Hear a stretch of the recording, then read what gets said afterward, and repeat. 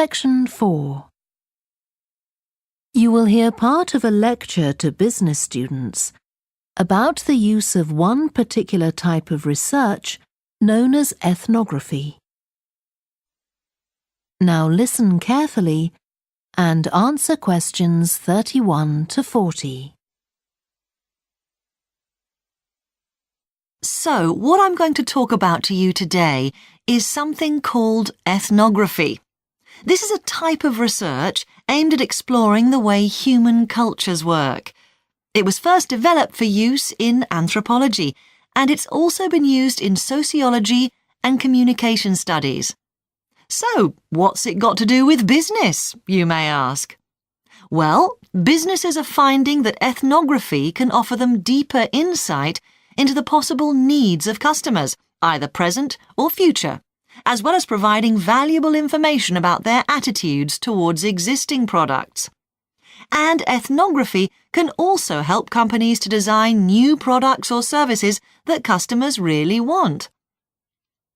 Let's look at some examples of how ethnographic research works in business.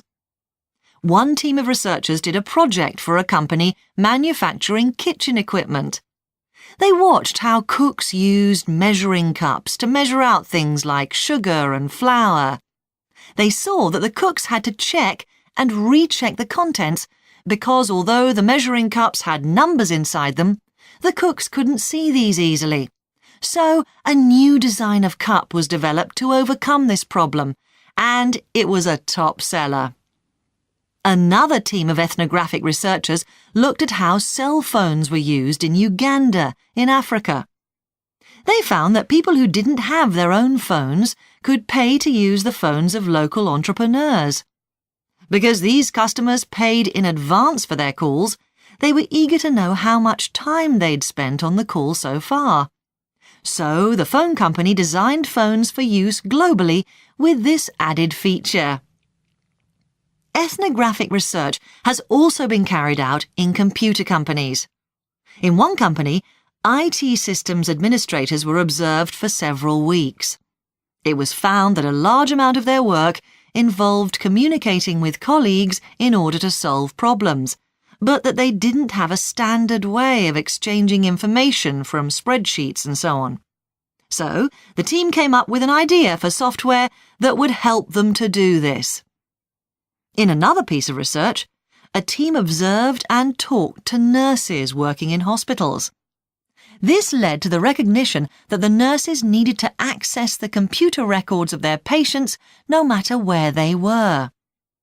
This led to the development of a portable computer tablet that allowed the nurses to check records in locations throughout the hospital. Occasionally, research can be done even in environments where the researchers can't be present. For example, in one project done for an airline, respondents used their smartphones to record information during airline trips, in a study aiming at tracking the emotions of passengers during a flight. So, what makes studies like these different from ordinary research? Let's look at some of the general principles behind ethnographic research in business. First of all, the researcher has to be completely open-minded.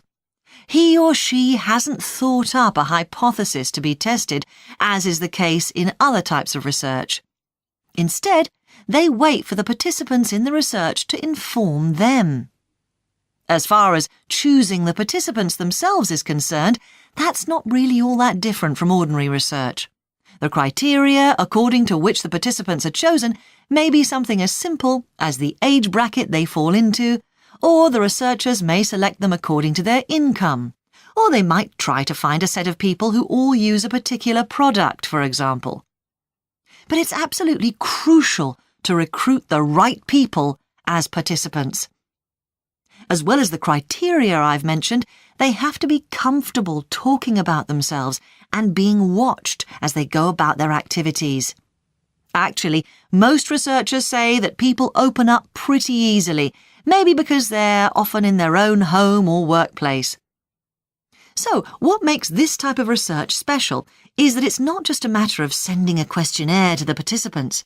Instead, the research is usually based on first-hand observation of what they are doing at the time. But that doesn't mean that the researcher never talks to the participants. However, unlike in traditional research, in this case, it's the participant rather than the researchers who decides what direction the interview will follow. This means that there's less likelihood of the researcher imposing his or her own ideas on the participant. But after they've said goodbye to their participants and got back to their office, the researcher's work isn't finished.